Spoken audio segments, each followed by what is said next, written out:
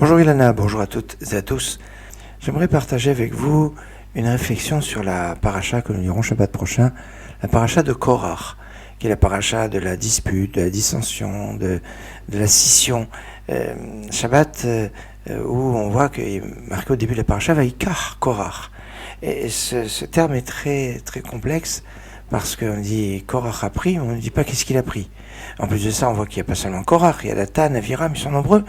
Mais le mot Vaikar est marqué au singulier, alors qu'on aurait été tenté de voir ici un pluriel, Vaikrou, Korach, etc., et les personnes de sa bande. On pourrait voir ici plusieurs aspects et plusieurs interprétations. Premier point, Vaikar Korach. Korach prend. Il prend au singulier.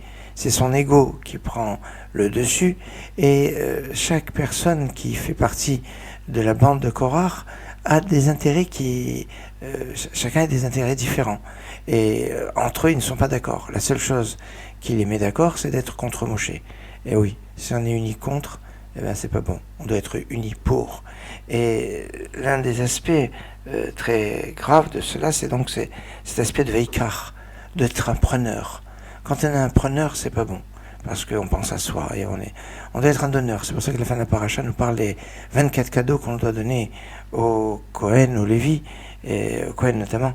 Et donc tout ça, ce sont cette dimension de cadeaux. Mais c'est aussi une autre notion. Le Targum, Unkulos, la traduction en araméen de la paracha, traduit Vaikar Korach, Veit Paleg. Veit Paleg, c'est-à-dire il s'est séparé. On voit le mot Palag qui nous fait penser à la génération de la tour de Babel d'Or HaPelaga. Dor HaPelaga et pas Dor HaFlaga. Dor HaPelaga, c'est la génération de la séparation, de la dispersion. Alors que Dor HaFlaga, ça voudrait dire la génération qui est partie en bateau. La fligue, c'est se séparer de la terre et prendre le bateau.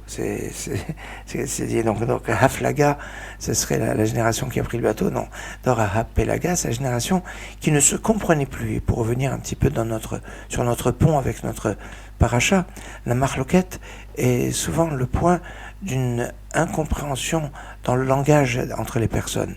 Il arrive fréquemment que des personnes soient en fait d'accord, mais qui ne se comprennent pas, qui disent la même chose mais avec des mots différents, ce qui provoque leur dispute et leur désaccord.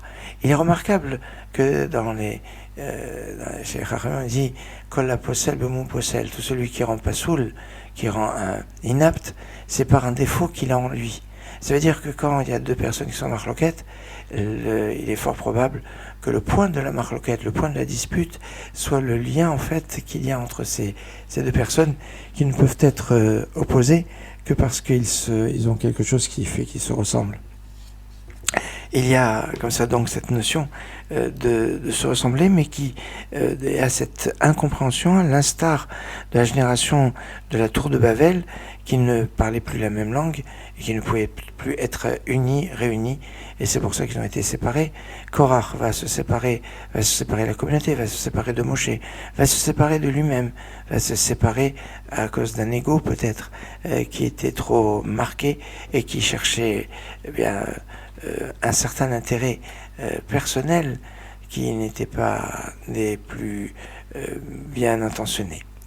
Excellente journée.